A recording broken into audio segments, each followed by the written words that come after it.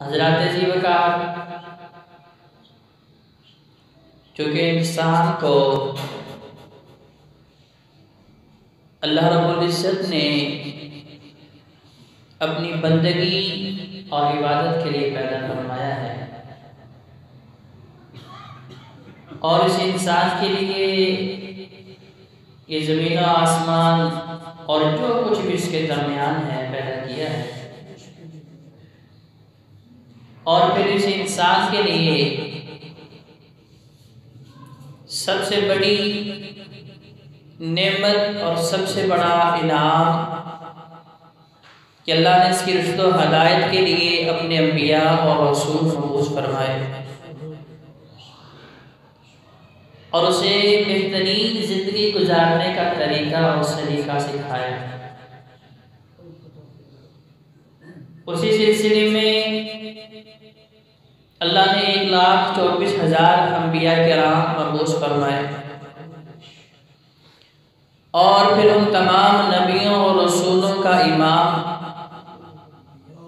और दोनों जहानों के सरदार ख़ातमुन नबीयीन जनाब मुहम्मद रसूलुल्लाह सल्लल्लाहु अलैहि वसल्लम को मबूस फरमाया और हम लोगों को उस अपने महबूब पैगंबर का उम्मती बनाया।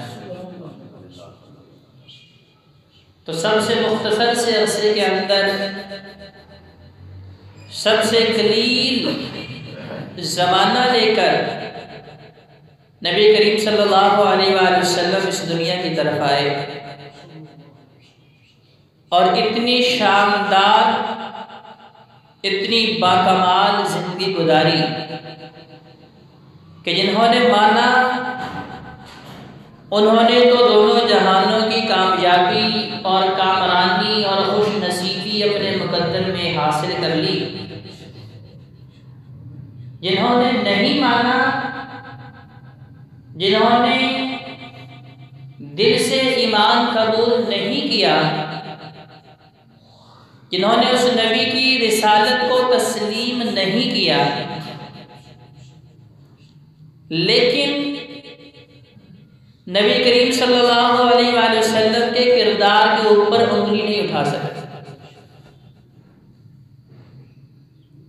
जब भी इन्होंने कलम उठाया है, जब भी इन्होंने तहरीर लिखी है, ये दुश्मनों की बात कर रहा हूँ, गैर मुस्लिमों की बात कर रहा हूँ, कि जो भी इंसाफ पसंद इंसान हुआ है,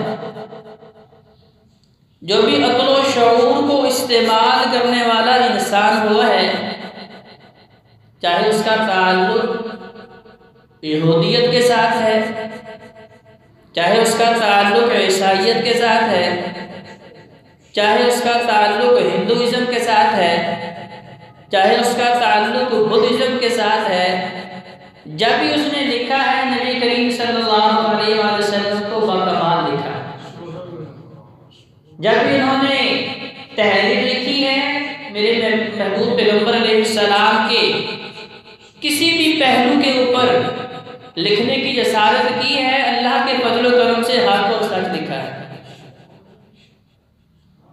तो हज़रात जी वकार, ये तो हमारे लिए बड़े एजाज़ की बात है, ये हमारे खुश नसीबी की बात है कि अल्लाह ने हमें उस महबूब पैगंबर का उम्मती पैदा फरमाया है, जिसके उम्मती होने की अंबिया भी दुआएं करते रहे, जिनसे अर्श वाला भी अहद व पैमान लेता रहा है कि बावजूद इसके कि तुम मेरे लाडले पैगंबर हो, तुम लोग मेरे नबी और रसूल हो, तुम लोग मेरे नायब और मेरे कासद हो, तुम लोग मेरे पैगंबर हो, तुम लोग मेरा पैगाम लोगों तक पहुंचाने वाले हो, लेकिन तुम्हारी नबुव्वत और रिसालत में तुम्हारे उस अरसे के अंदर मेरा वो आखिरी पैगंबर आ जाए तो फिर तुमने नबी और रसूल नहीं रहना, बल्कि उसका उम्मती बन के उसका मददगार बनना है।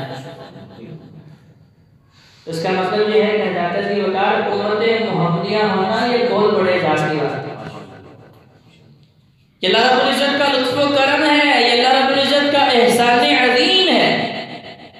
लेकिन लेकिन अफसोस ये है कि मुझे और आपको इस बात का इदराक और एहसास तक नहीं है, क्योंकि हमें ये चीज़ बिल्कुल फ्री में मिली है, उसके लिए कोई तगो-दो नहीं करनी पड़ी, कोई मेहनत नहीं करनी पड़ी।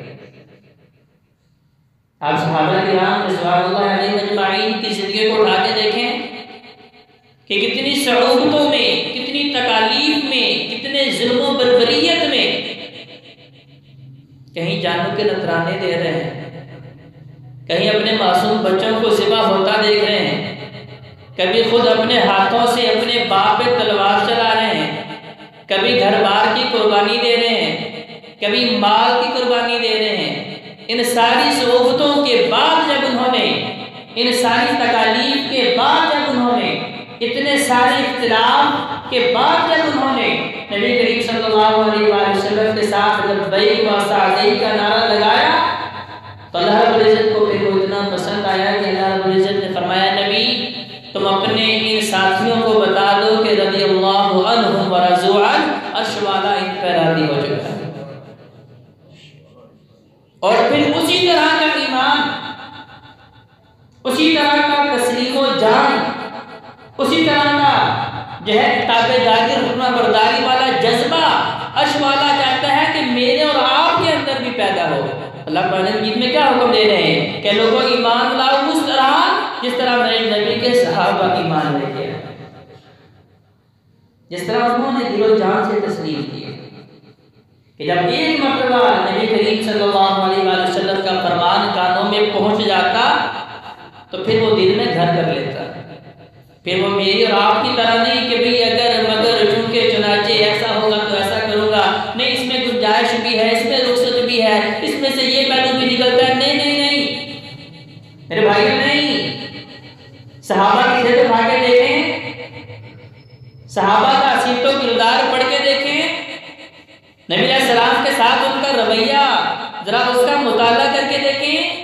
उनके अंदर सबसे बड़ी खूबी जो अर्श वाले को पसंद आई कि समेना व अताना, यहूद नसारा की तरह नहीं कि उन्हें हुक्म और होता था, काम और करते थे। आज के नाम नहाद मेरे जैसे कमजोर ईमान वाले लोग भी यही कर रहे हैं कि जो बात पसंद आती है उसे मान लेता हूँ, जिसमें मुझे जाहिरी कोई फायदा नजर आता है उसे मान लेता हूँ, जो बातें मुझे मीठी मीठी लगती हैं उन्हें मान लेता हूँ, जो मेरे दिल को भरी लगती हैं उनको मान लेता हूँ। और यहूद नसारा की तरह जिन बातों में मुझे जाहिरी तौर पर फायदा नजर नहीं आ रहा, मुझे नजर नहीं आ रहा, क्योंकि मेरी बसारत की कमी है, मेरे इल्म की कमी है, मेरे अक़ल की कमी है, मेरे फहमो इदराक की कमी है, जो कहा जाता है कि ऐसे कैसे हो सकता है कि नबी करीम सल्लल्लाहु अलैहि वसल्लम की सुन्नत हो और उसमें फायदा ना हो।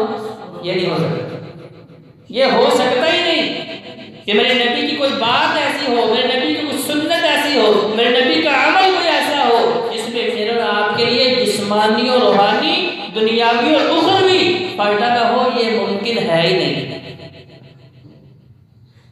तो नबी करीम सल्लल्लाहु अलैहि वसल्लम की सीरतों के किरदार जाते ज़िक्र, अगर मैंने अपना ली, अगर मैंने उसे पकड़ लिया, अगर मैंने पुख्ता अज़म और इरादा कर लिया और रब से तौफीक मांग ली कि अल्लाह मुझे नबी की सुन्नत पे चलने वाला बना दे, मुझे नबी की सुन्नत के साथ चिमटने वाला बना दे, मुझे नबी की सुन्नत के मुताबिक जिंदगी और मौत का सफर तय करने की तौफीक दे दे, तो जाते ज़िक्र फिर यकीनन मेरी जिंदगी के तमाम परेशानियां खत्म हो जाएंगी, मेरी जिंदगी की सारी बेचैनियां खत्म हो जाएंगी, मुस्तरिब दिल को जो है करार हासिल होगा। कहाँ से होगा? लक़द काना लकुम फ़ी रसूलिल्लाहि उस्वतुन हसना। तो कुछ तक कई जुमात से हमारा मौजू ज़ेरे बहस यही है कि नबी करीम सल्लल्लाहु अलैहि वसल्लम की सीरत के उन पहलुओं को उजागर किया जाए जिनके अंदर मेरी और आपकी कामयाबी पोशीदा है। उसी सिलसिले में हमारा मौजू चल रहा था कि नबी करीम सल्लल्लाहु अलैहि वसल्लम बहैसियत सिपह सालार, क्योंकि पूरी दुनिया में शोर है कि इस्लाम बड़ा मुतशद्दिद है, इनके अंदर जो जिहाद नाम की चीज़ है अगर उसे निकाल दें तो फिर मुसलमान बहुत अच्छे हैं।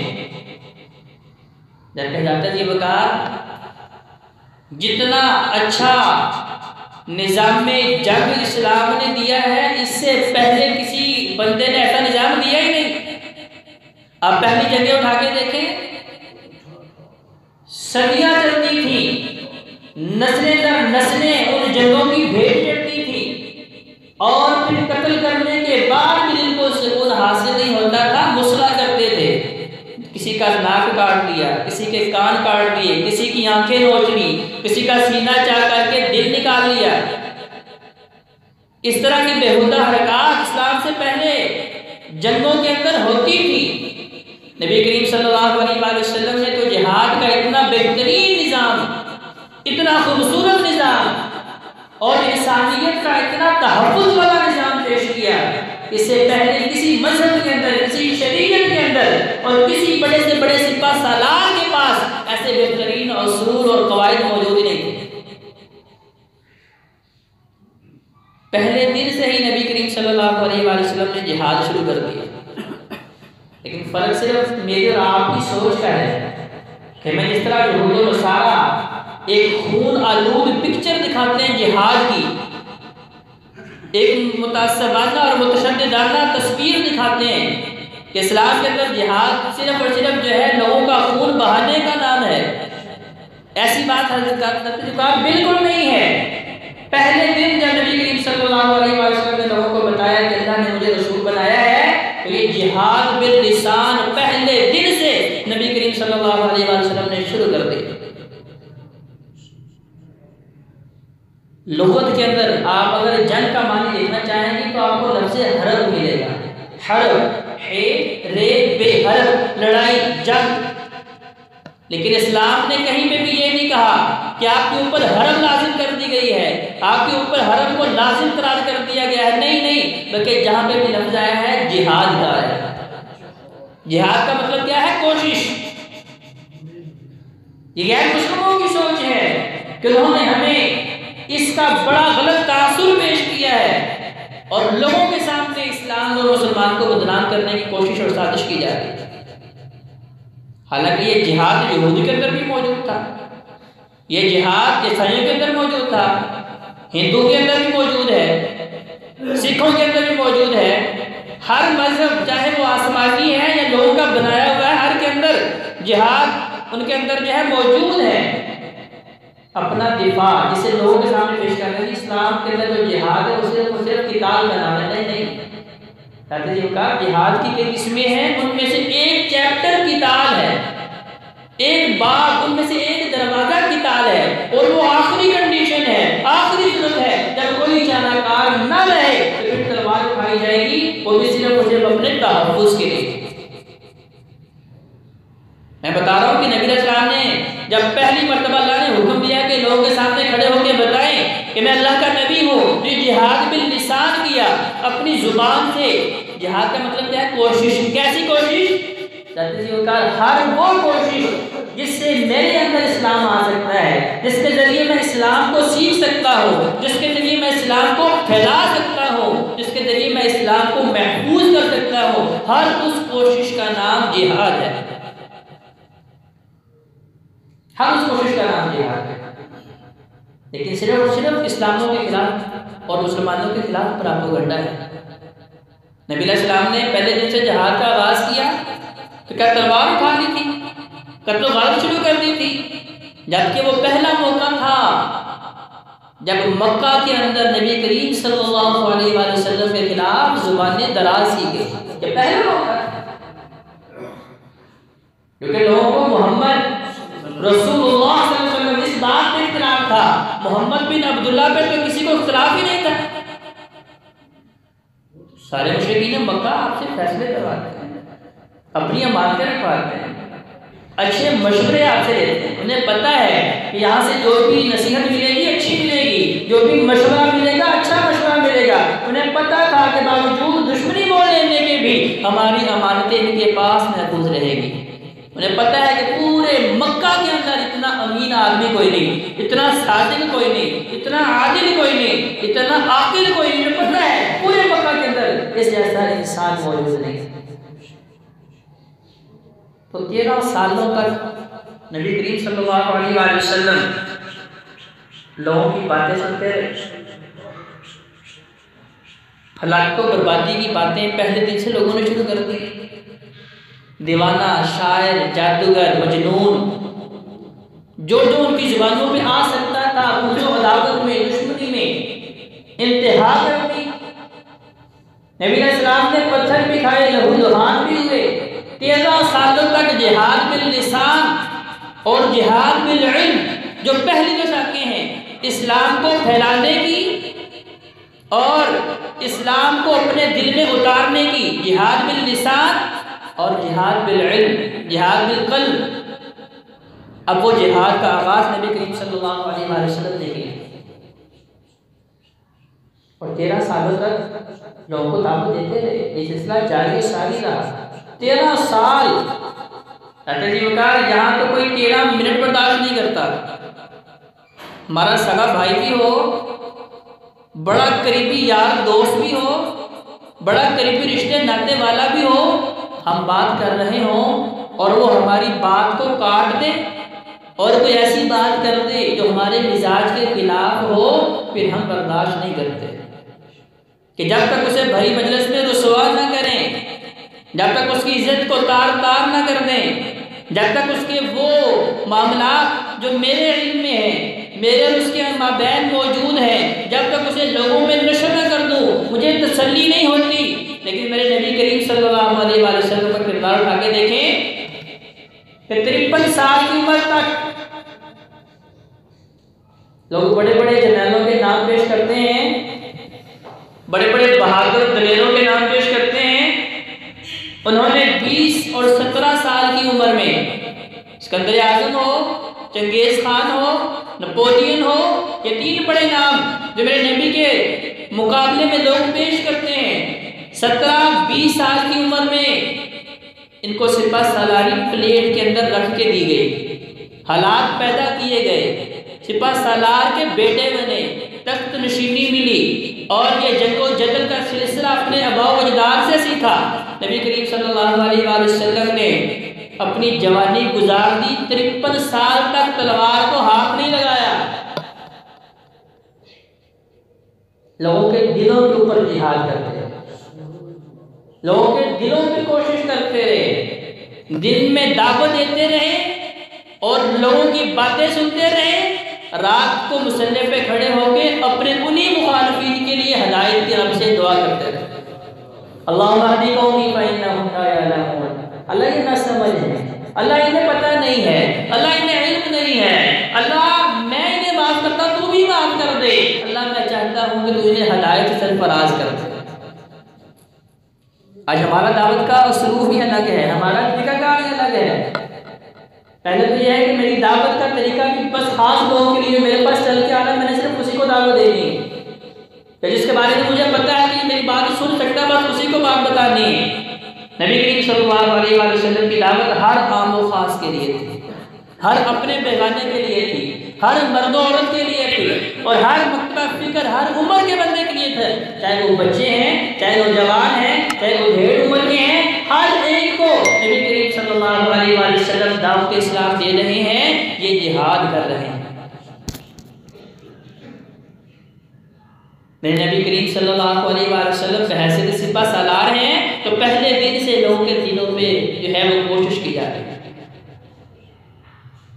ये 23 साल का अरसा और 13 मक्की साल, उनके अंदर नबी करीम सल्लल्लाहु अलैहि वसल्लम ने सहाबा के दिनों में इतनी मेहनत की,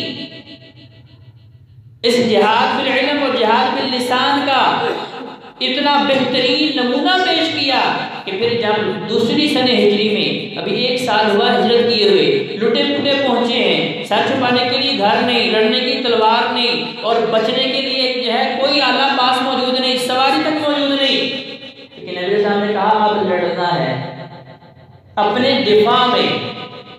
अब जितने भी गज़वात नबी अलैहिस्सलाम ने 82 गज़वात और सराय नबी अलैहिस्सलाम के ज़माना में जो है वो लड़े गए 82।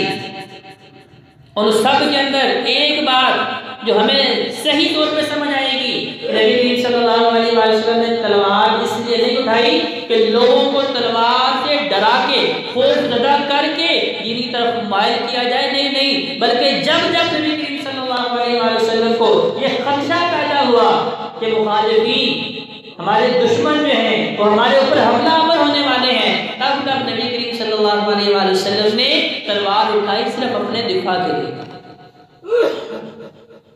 अपने दिफा के लिए। और 82 गज़वात और सरिया के अंदर एक भी बंदा ऐसा नहीं जिसे नबी करीम सल्लल्लाहु अलैहि वसल्लम ने अपने हाथों से कत्ल किया। लोग कहते हैं इस्लाम बड़ा मुतशद्दिदाना दीन है।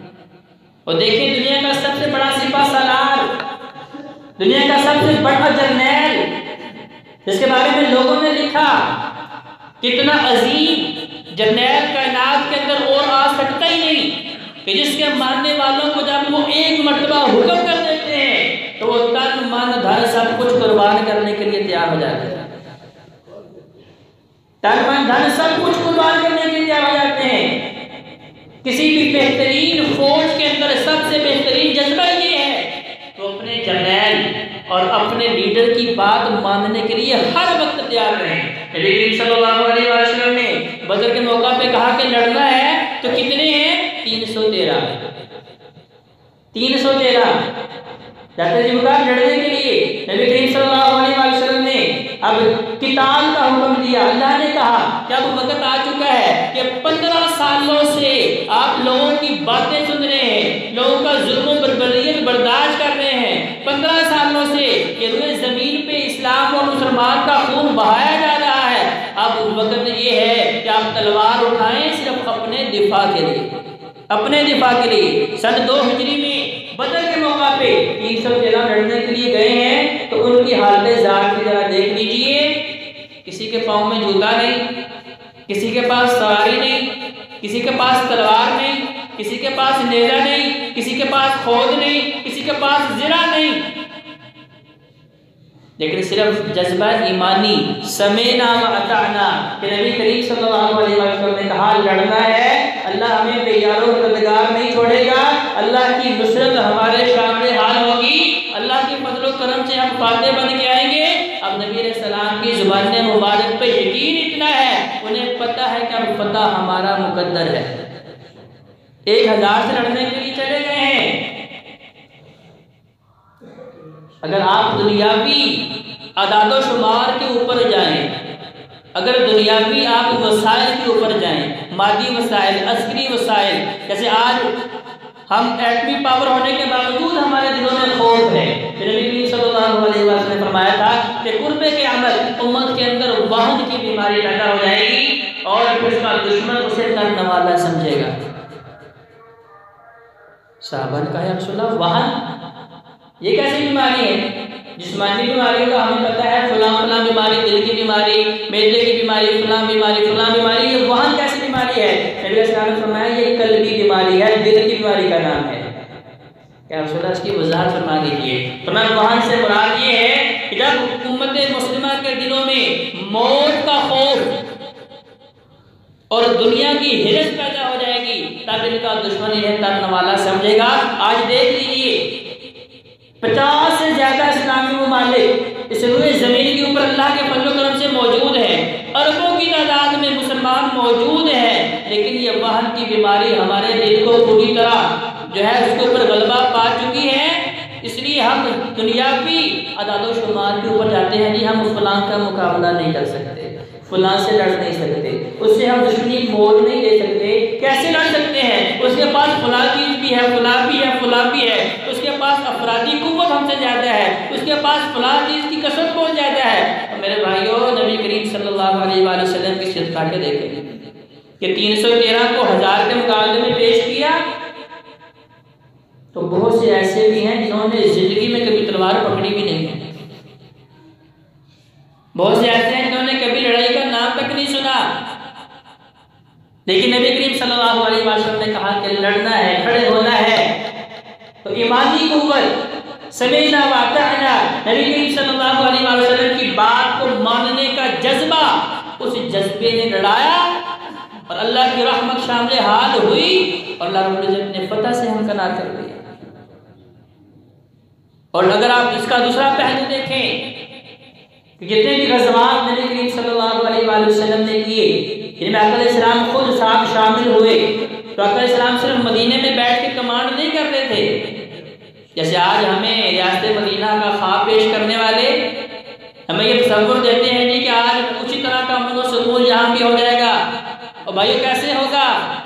जब तक बड़े से लेकर छोटे तक सबके हुकूक मुसाफी नहीं होंगे उस वक्त तक ये रियासत मदीना नहीं बन सकती। नबी करीम सल्लल्लाहु अलैहि वसल्लम ने सबके हुकूक मुसाफी बताए हैं। सब इंसानों के हुकूक मुसाफी हैं, बराबर हैं। अल्लाह की निगाह में किसी गोरे को काले पर, किसी अमीर को गरीब पर, किसी आलिम को जाहिल पर कोई फोकियत, कोई बदली हासिल नहीं। सिर्फ और सिर्फ एक ही नुकता है जिसमें इंसान अल्लाह का तकर्रुब हासिल कर सकता है, अल्लाह के करीब जा सकता है, अल्लाह का जो है खुशनूदी हासिल कर सकता है। और वो क्या है? दिली खौफ और दिली तकवे का नाम। इन्ना अक्रमकुम इंदल्लाहि अतकाकुम। अल्लाह ने बता दिया है, क्योंकि गोरे भी अल्लाह ने पैदा किए, काले भी अल्लाह ने पैदा किए, अमीरी भी मेरे रब ने दी, गरीबी भी मेरे रब ने दी, इल्म भी मेरे रब ने दिया, जाहिल भी मेरे रब ने रखा। ये सारी की सारी चीजें मेरे अल्लाह के इख्तियार में है। इन्नल्लाह अला कुल्ली शैइन कदीर। वो जब चाहे, जिसको चाहे, जिस मर्दी नेमत से नवाज दे, जब चाहे जिससे जो नेमत चाहे छीन ले।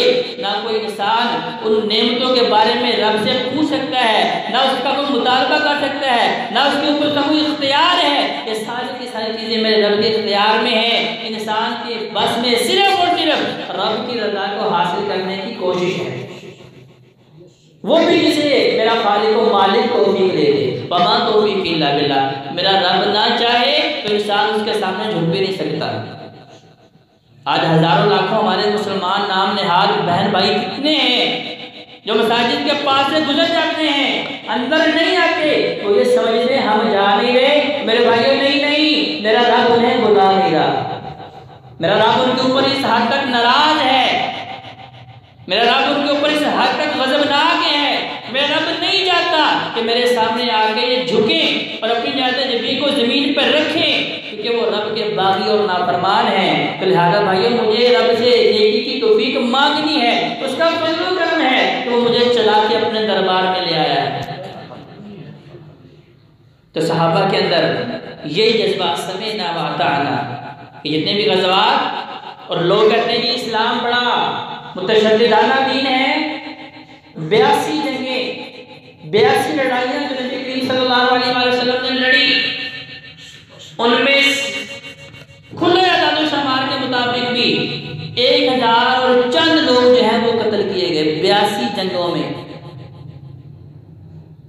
आप पहली जंग अज़ीम देखें, दूसरी जंग अज़ीम देखें, नबी करीम सल्लल्लाहु अलैहि वसल्लम से पहली जंगों को जरा उनका हाल जरा मालूम करके देखें। इतना इतना खून बहता था कि लोग कहते थे जब तक मेरे पाँव तक खून नहीं पहुंचेगा उस वक्त तक ये किताल बंद नहीं होगा, ये हरब और जंग बंद नहीं होगी। लोगों की उतरने वाली गर्दनों पे खड़े होकर लोगों से मुखातिब हुआ करते थे और नदी नालों वाली कंडीशन खून इख्तियार किया करता था। ये बड़ी बड़ी लड़ाइयाँ और इस्लाम नबी करीम सल्लल्लाहु अलैहि वसल्लम ने 82 जंगों में 1000 और चंद लोग जो है वो कत्ल हुए और 6000 कुछ लोग जो हैं वो कैदी बनाए गए। 6500 तो कुछ ऊपर लोग 82 जंगों में, 82 लड़ाइयों में, और में से 6000 तो सिर्फ ग़ज़वा हुनैन के अंदर जो है वो कैदी बनाए गए थे, क्योंकि वो बहुत बड़ी जंग थी। जब नबी करीम सल्लल्लाहु अलैहि वसल्लम ने मक्का फतह किया और वो भी बड़ा अजीम दिन था और मेरे और आपके लिए बड़ी बेहतरीन उसके अंदर भी मिसाल मौजूद कि आज अगर किसी भाई को कोई खुशी मिले, अगर घर में किसी की शादी हो या अल्लाह बेटे से नवाज दे या कोई भी बड़ी नेमत अल्लाह ताला हमें अता कर दे, तो फिर हम भूल जाते हैं कि मैं मुसलमान हूँ और इस्लामी शियार मेरे लिए क्या जरूरी है। कहते हैं कारी साहब, मौलाना साहब, आज तो खुशी का मौका यार, आज हमें ना रोकें। देखिए नबी करीम सल्लल्लाहु अलैहि वसल्लम की जिंदगी में सबसे बड़ा दिन, सबसे बड़ा खुशी का दिन फतह मक्का था। वो शहर जहाँ से नबी करीम सल्लल्लाहु अलैहि वसल्लम को मजबूर कर दिया गया कि आप यहाँ से निकल जाएं। आका इस्लाम जब निकल रहे हैं, आंखों से आंसू बह रहे हैं और बार बार नबी करीम सल्लल्लाहु अलैहि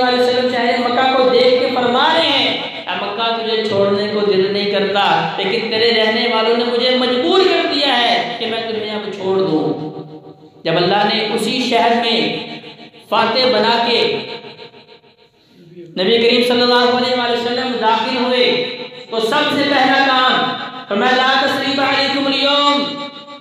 गालियां देने वाले भी नबी करीम सल्लल्लाहु अलैहि वसल्लम को याद थे, बेहुदा ज़बान चलाने वाले भी याद थे, कत्ल की साजिशें रचाने वाले भी याद थे।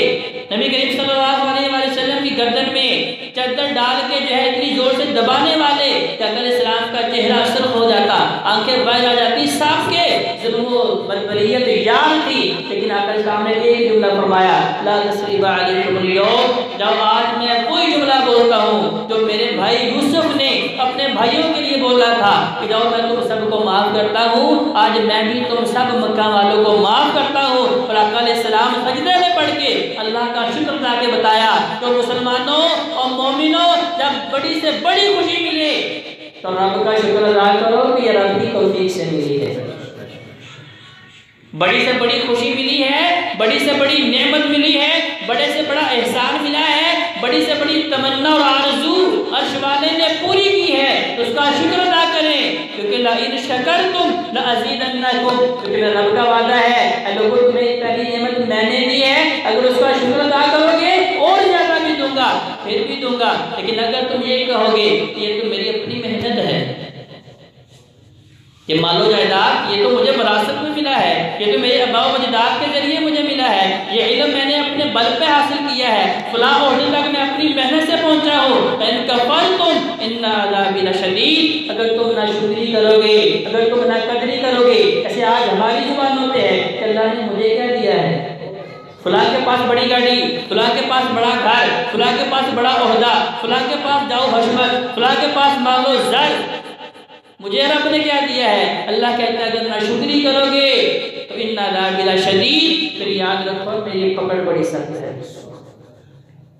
मेरा अज़ाब बड़ा सख्त है। तो नबी करीम सल्लल्लाहु अलैहि वसल्लम ने जिहाद भी सैफ भी किया है, लेकिन ये इस जिहाद के बाब में आखिरी स्टेप है, आखिरी कदम है कि नबी करीम सल्लल्लाहु अलैहि वसल्लम ने तलवार उठाई, लेकिन सिर्फ और सिर्फ अपने तहफ़्फ़ुज़ के लिए उठाई। और आका अलैहिस्सलाम जब भी किसी लश्कर को भेजते तो भेजने से पहले पास बिठा के उन्हें असर नौ इस्लामी जिहाद के असूल बताते, बावजूद इसके कि सहाबा को पहले भी तरबियत दे चुके हैं, बता चुके हैं, लेकिन फिर भी जाने से पहले फिर बताते जब तुमने जाना है रात की तारीकी में बताए बगैर हमला नहीं करना, रात की तारीकी में हमला नहीं करना।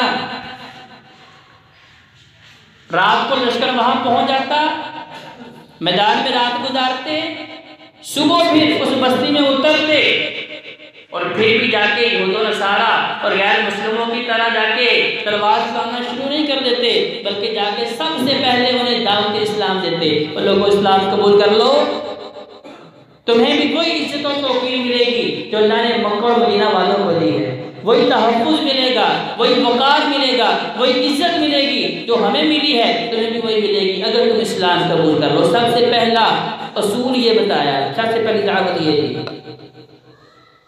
अगर नहीं मानते तो फिर दूसरा उनके सामने ये असूल पेश करना है कि तुम अपने मजहब पे रहना चाहते हो रहो, हमें उससे कोई सरोकार नहीं, लेकिन तुम टैक्स दो, तुम जिजिया अदा करो, उसका फायदा ये होगा कि हम जिस तरह अपने मुसलमानों के जान मान की हिफाजत करते हैं तुम्हारी भी उसी तरह हिफाजत करेंगे।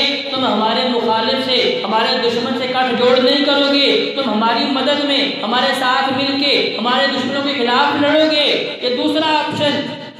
अगर ये भी नहीं मानते फिर जाके तीसरे दर्जे में आखिरी मरहले में कहते अच्छा खुले मैदान में जो हमसे लड़ सकते हैं वो आके लड़ लें,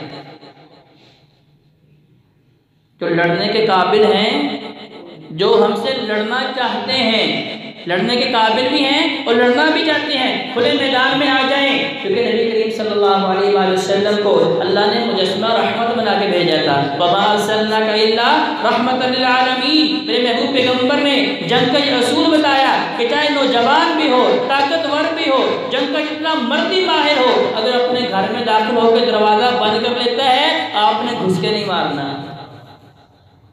मासूम बच्चों को कत्ल नहीं करना, खवातीन के ऊपर हाथ नहीं उठाना, बुजुर्गों के साथ नहीं लड़ना।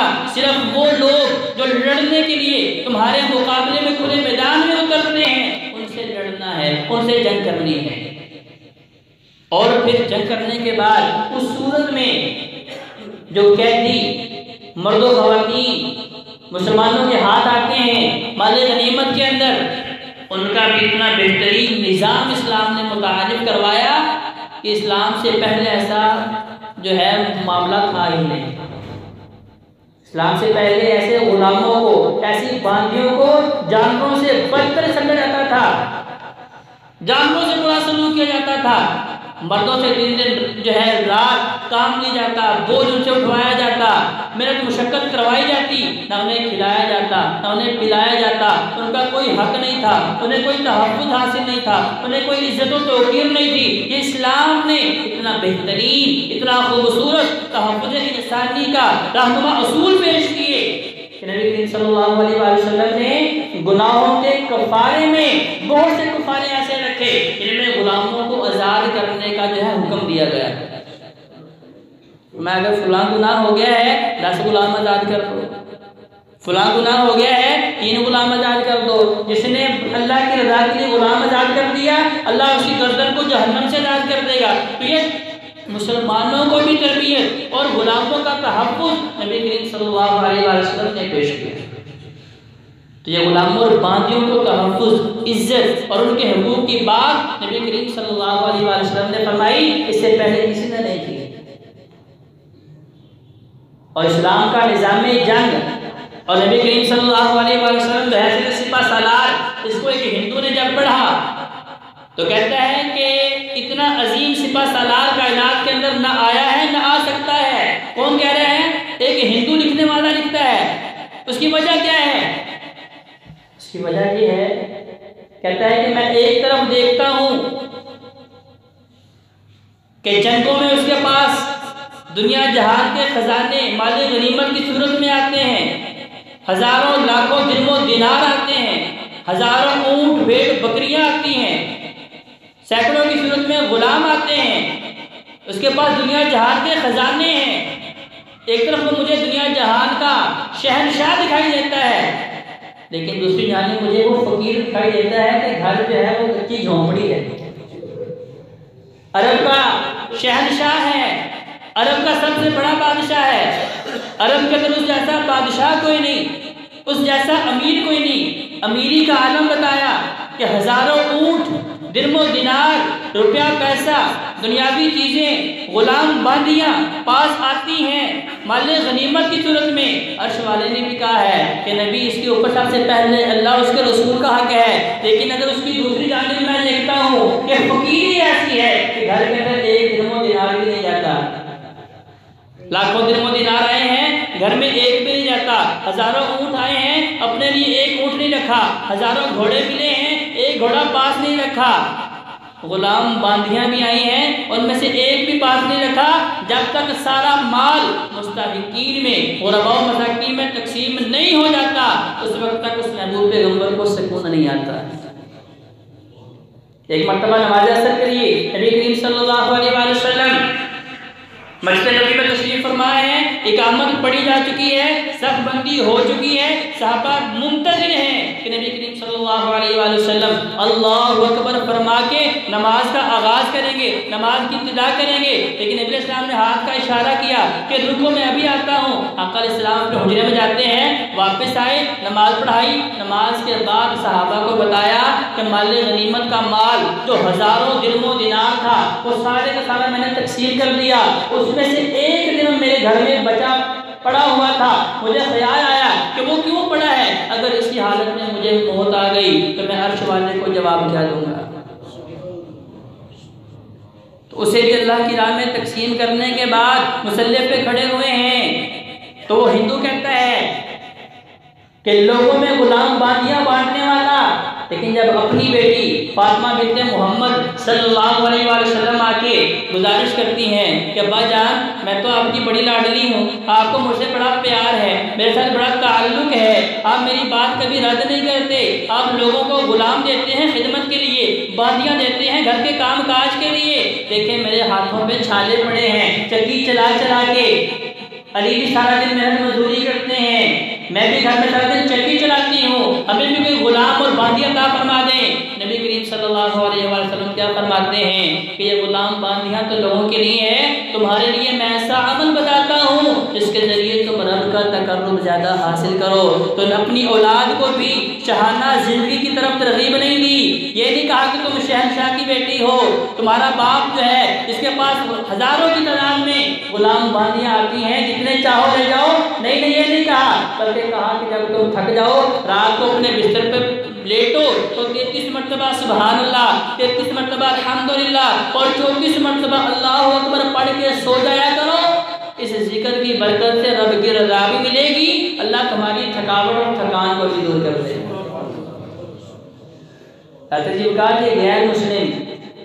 गैर मुस्लिम लिख रहा है कि मैं उन्हें दुनिया का सबसे अजीम लीडर सिर्फ इसीलिए मानता हूँ कि एक तरफ वो पूरी जमीन के ऊपर बसने वाले इंसानों का खैरख्वाह है, हर मर्दों औरत की उसे फिक्र है, अरब के हर जर्रे जर्रे के बारे में उसके जहन के अंदर यह खौफ है कि अल्लाह ने मुझे इनके बारे में पूछना है, इनके बारे में जवाब तलबी होनी है, उन सब से मोहब्बत करने वाला है, उन सब के हुकूक की फिक्र करने वाला है। लेकिन अगर इसी तस्वीर का मैं दूसरा रुख देखता हूँ, जब हुकूक इबाद की बात आती है तो फिर सारे मदीने के लोगों की मोहब्बत और हुकूक उसके दिलो दिमाग के ऊपर हावी हैं। लेकिन जब बात रब के हक की बात आती है, जब अल्लाह के सामने झुकने की बात आती है, जब अल्लाह को राज़ी करने की बात आती है, तो नबी करीम सल्लल्लाहु अलैहि वसल्लम अपने हुजरे में तशरीफ़ फरमा है और कायनात में सबसे ज़्यादा मोहब्बत करने वाली आयशा नबी करीम सल्लल्लाहु अलैहि वसल्लम के पास मौजूद हैं। उधर बिलाल हबशी ने पढ़ दिया अल्लाहु अकबर अल्लाहु अकबर, निदा अजान की आवाज़ कानों में पड़ी, सिद्दीक़ा कायनात रज़ियल्लाहु अन्हा फरमाने लगी, रुए ज़मीन पे ख़वातीन में और अहले बैत में अपने घर वालों में सबसे ज़्यादा प्यार नबी को मेरी जात के साथ था। लेकिन जब अल्लाहु अकबर की आवाज़ महबूब पैगम्बर के कानों में पड़ी, आका अलैहिस्सलाम मुझसे भी ऐसे बेगाने हो गए ऐसे मुझे जानते और पहचानते हैं। ये हकीकतें एक हिंदू मुझे और आपको पेश कर रहा है, बता रहा है क्या मुसलमानों, कामयाबी के उसूल तो तुम्हारे पास हैं, कामरानी के उसूल तुम्हारे पास हैं, इज्जत और तौकीर की निशानियां तुम्हारे पास हैं। अगर तुम चाहते हो कामयाब हो, अगर तुम चाहते हो इज्जत वाली ज़िंदगी मिले, अगर तुम चाहते हो पुरसुकून घर का माहौल और तुम्हारे कारोबार के अंदर खैर बरकत हो, तो अपने नबी की सुन्नत को पकड़ लो। एक हिंदू मुझे आपको दर्द दे रहा है, लेकिन बहैसियत मुसलमान मेरे दिलो दिमाग में नबी करीम सल्लल्लाहु अलैहि वसल्लम की सुन्नत के मामले में वो मोहब्बत और वो जज्बा क्यों नहीं है। अल्लाह से दुआ करते हैं कि अल्लाह में सही मायने में कुरान और नबी सल्लल्लाहु अलैहि वसल्लम के फरमान को पढ़ने की, समझने की और उसके मुताबिक ज़िंदगी बसर करने की तौफीक अता फरमाए। अक़ूलु क़ौली